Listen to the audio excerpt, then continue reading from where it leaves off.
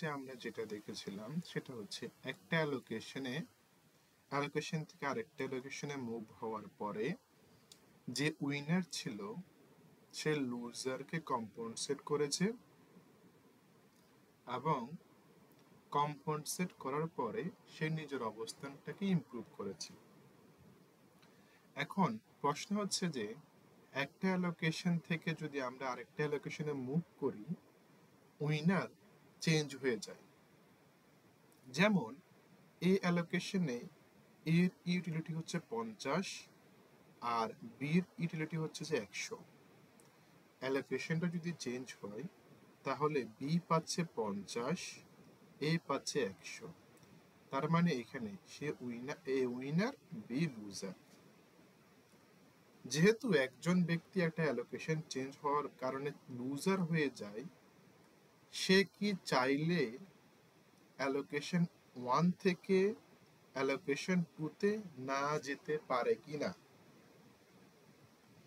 এখন একটা অ্যালোকেশন থেকে আরেকটা অ্যালোকেশনে মুভ হতে না চাইলে তাকে দুটো কাজ করতে হবে। সেটা হচ্ছে যে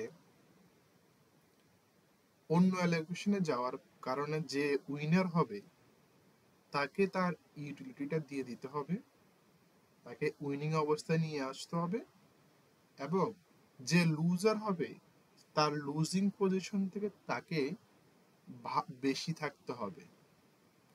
তার মানে 50-এর বেশি থাকতে হবে বি কে। এই সিনারিওতে আমার যদি বি যেহেতু এখানে লুজার হচ্ছে, অ্যালোকেশন 1 থেকে অ্যালোকেশন 2 তে গিয়ে বি কে করতে হবে দুটো কাজ। কালডোর টেস্টে উইনার কাজ করতো, হিক্স টেস্টে কাজ করবে লুজার। লুজার কি কাজ করবে? সে চাইতেছে না যে সে অ্যালোকেশনটা চেঞ্জ করবে, অ্যালোকেশন চেঞ্জ করলে তার ইউটিলিটিটা কমে যাচ্ছে।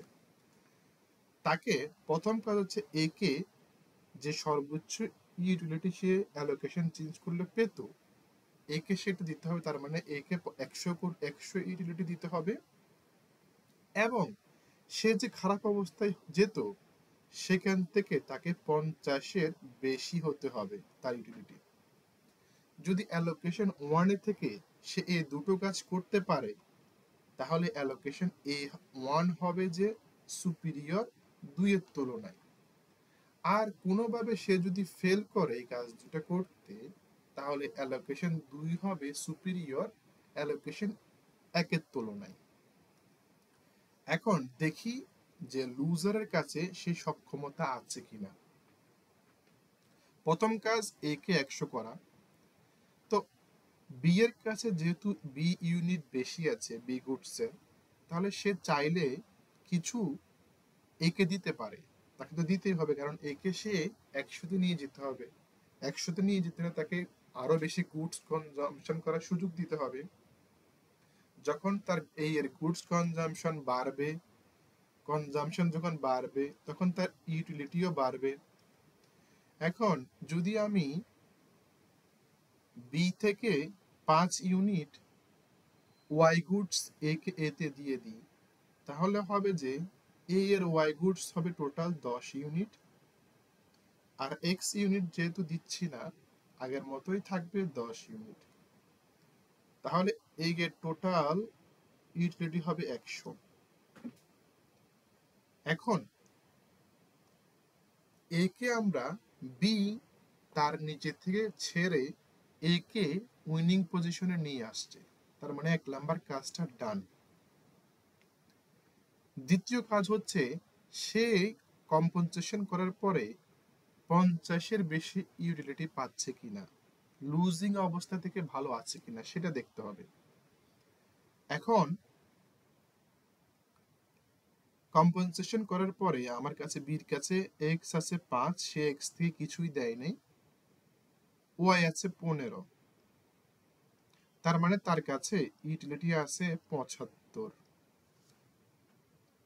সেকেন্ড যে রেসপন্সিবিলিটি ছিল সেটা হচ্ছে তার লুজিং অবস্থা থেকে তাকে ইমপ্রুভ অবস্থায় থাকতে হবে। দোনোটাই সে সাকসেসফুলি এতে মানে অ্যালোকেশন 1 থেকে করতে পারছে। তার মানে হিক্সের কম্পেনসেশন টেস্ট অনুযায়ী অ্যালোকেশন 1 2 এর থেকে সুপিরিয়র। 1 হচ্ছে বেটার সমাজের জন্য, 2 বেটার না। এখন এটা তো আমরা একভাবে দেখলাম, তার মানে হচ্ছে আমরা যেহেতু এখানে অ্যালোকেশন 1 থেকে অ্যালোকেশন 2 এ যাওয়ার পরে যে লুজার, সে এ কে ইউটিলিটি দিয়ে অ্যালোকেশন এ রাখতে পারতেছে, তার মানে অ্যালোকেশন 1 বেটার হিক্সের মতে। সামাজিকভাবেও কি সেটা বেটার, সেটা আমরা দেখবো এখন। সো এখন সেটা দেখার জন্য আমরা সোশ্যাল ওয়েলফেয়ার দেখতে হবে। সোশ্যাল ওয়েলফেয়ারটা আমরা জানি যে ইন্ডিভিজুয়াল ইউটিলিটি গুলো যোগ করলে আমরা সোশ্যাল ওয়েলফেয়ার পাবো। তাহলে 1 এর জন্য 150, অ্যালোকেশন 2 এর জন্য 150। এখানে ইন্টারেস্টিং ফ্যাক্টটা হচ্ছে যে অ্যালোকেশন 1 থেকে যদি আমরা অ্যালোকেশন 2 এ মুভ করি, সমাজের কোনো উন্নয়ন হচ্ছে না, সমাজের ওয়েলফেয়ার বাড়তেছে না। বাড়তেছে কি, বি লাভবান হচ্ছে, এ লুজার হচ্ছে।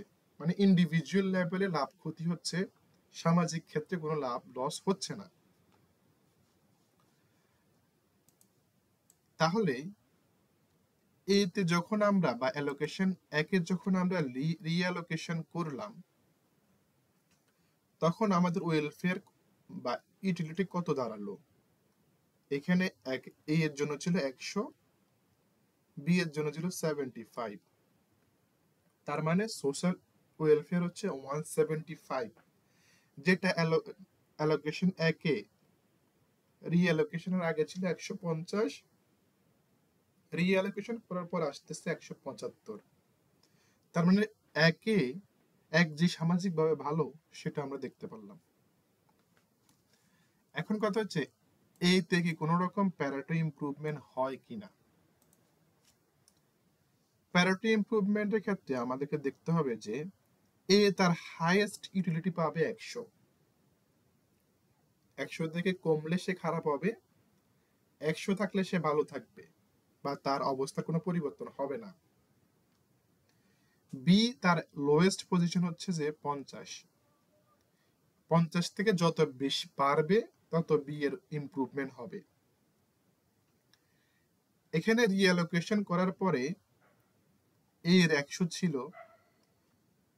রিঅ্যালোকেশন না করলে, রিঅ্যালোকেশন যদি করতাম 1 থেকে 2 এ আসতাম, তাহলে বি 50 এ চলে আসতো। বি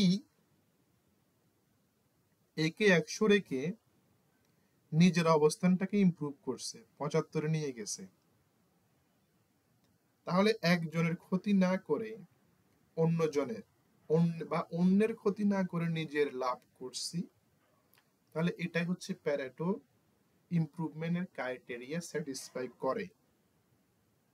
এজন্য আমরা বলতে পারি যে অ্যালোকেশন এ তে বা অ্যালোকেশন 1 এ প্যারেটো ইমপ্রুভমেন্ট করার অপরচুনিটি আছে।